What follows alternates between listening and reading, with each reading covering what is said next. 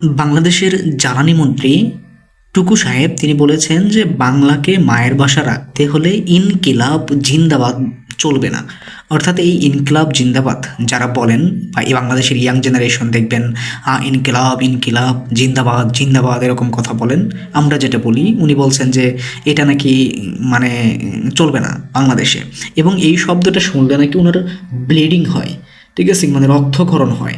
এখন মানে প্রশ্ন হচ্ছে কেন রক্তক্ষরণ হয় সেটা মানে আপনারা একটু মানে একটু যদি জাস্ট আপনার বিবেকটা যদি আপনি অন্য কারোর কাছে বিক্রি করে না থাকেন, আপনি যদি কোনো দলের এজেন্ডা বাস্তবায়ন না করতে চান, আপনি যদি একটু বিবেকবান এবং সচেতন মানুষ হন, তাহলে আপনি বুঝতে পারবেন যে এদের ব্লিডিং অ্যাকচুয়ালি কেন হয়, ঠিক আছে কি। এবং ওনার পুরো বক্তব্য আমি শুনবো, আমি দেখবো যে ওনার বক্তব্যটা পুরোটাই বাংলা ভাষায় দিছে নাকি অন্য কোনো ল্যাঙ্গুয়েজ তিনি ইউজ করছেন। যেহেতু তিনি বাংলা ভাষার প্রতি অনেক আবেগদার, বাংলা ভাষার প্রতি অনেক ভালোবাসা তার, দেখি উনি বাংলা ভাষায় অন্য কিছু বলছেন কিনা, মানে বাংলা এই বক্তব্যের জায়গায় তিনি বাংলা ভাষা ব্যতীত অন্য কোনো ভাষা ইউজ করছেন কিনা, ব্যবহার করছেন কিনা, ঠিক আছে। যদি করে থাকেন তাহলে মানে আপনারা বুঝতে পারবেন যে উনি একটা মুনাফিক টাইপের চরিত্র এখানে বাস্তবায়ন করার চেষ্টা করতেছেন।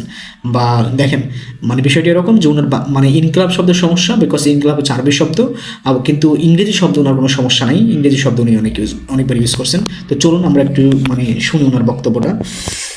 তো বাংলাকে যদি ধারণ করতে হয়, বাংলাকে যদি আমার মায়ের ভাষা বলতে হয়, তাহলে ইনকলাব জিন্দাবাদ চলবে না। বা নিজের ভাষাটাকে আমরা ঠিক মতো জানার চেষ্টা করি নাই বলে আমাদের মধ্যে ন্যাশনালিজমটা গ্রো করা। আবার শুনি, এখানে উনি ব্যবহার করছেন ন্যাশনালিজম, স্লোগানের থেকে যায়।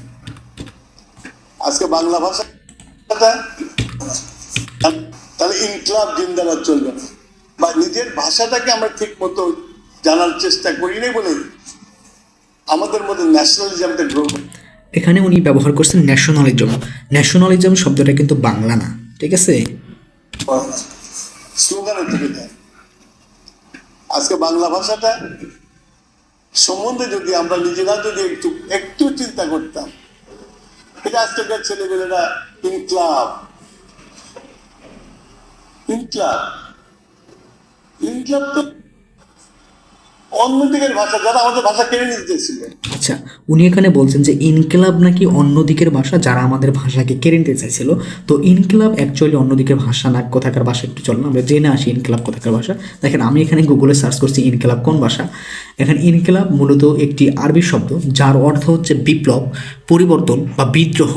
এটি ফার্সি ও উর্দু ভাষাতে ব্যাপকভাবে ব্যবহৃত হয় এবং সাধারণত রাজনৈতিক বা বিপ্লবী স্লোগান হিসেবে পরিচিত, যেমন ইনকিলাব জিন্দাবাদ। এছাড়াও বাংলাদেশের দৈনিক ইনকিলাব নামে একটি বহুল প্রচলিত বাংলা সংবাদপত্র রয়েছে। মূল ভাষার উৎস সম্পর্কে নিচে বিস্তারিত দেওয়া হলে বলছে যে মূল শব্দ হচ্ছে আরবি, এটার মূল শব্দ কিন্তু আরবি। এখন ওনাকে কেউ প্রশ্ন করেন যে এই আরবি শব্দটা বা এই আরবি শব্দ যারা ইউজ করে তারা কোনভাবে, কোন অ্যাঙ্গেল দিয়ে, কখন, কবে আপনাদের বাংলা ভাষাকে মানে কেড়ে নিতে চাইছিল, ঠিক আছে, বা আমাদের বাংলা ভাষাকে কেড়ে নিতে চাইছিল। এখন ওনাকে একটু ক্লিয়ারিফিকেশন দিতে বলেন বা ক্লিয়ারিফাই করতে পারেন উনি একটা মানে সরকারের মন্ত্রী হয়ে কেন এই ধরনের ইলজিক্যাল প্লাস মিস ইনফরমেশন মানুষের সামনে ছড়াচ্ছে আমি জানি না।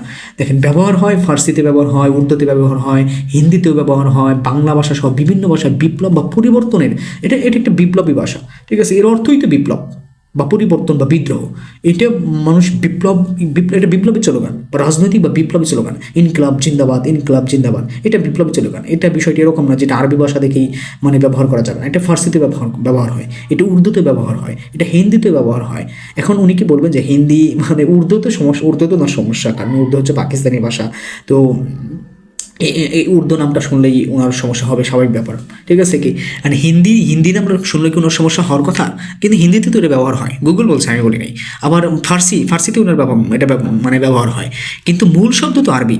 এখন প্রশ্ন হচ্ছে আরবি কি অ্যাকচুয়ালি ওনাকে আরবি ভাষা বা আরবি ভাষার লোকজন কবে ওনাদের বাংলা ভাষাকে কেড়ে নিতে চাইছিল?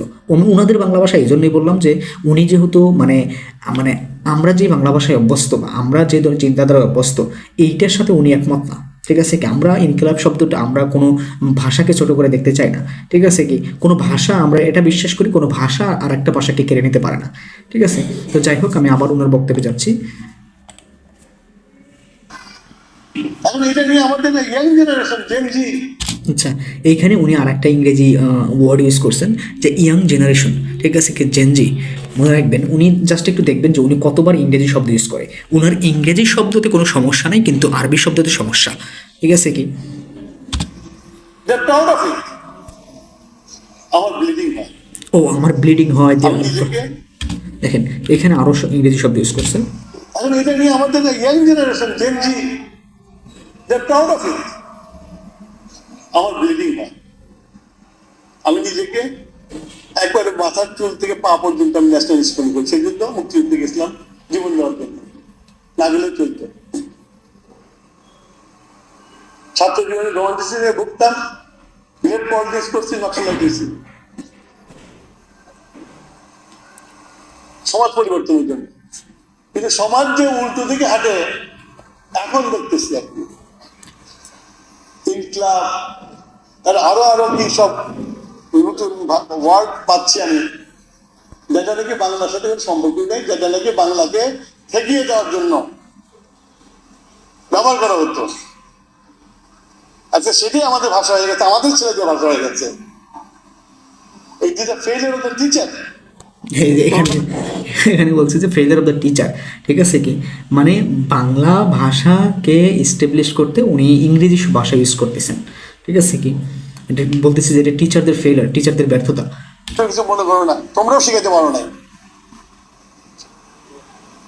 ভাবা ভেবে। আরেকটা হচ্ছে যে এই ধরনের ঘটনা ঘটে যখন কোনো দেশে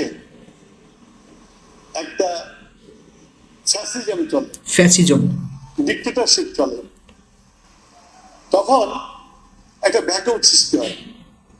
যখন পলিটিক্যাল স্পেস না দেওয়া হয়, দেখেন একটা ভ্যাকুয়াম সৃষ্টি হয়।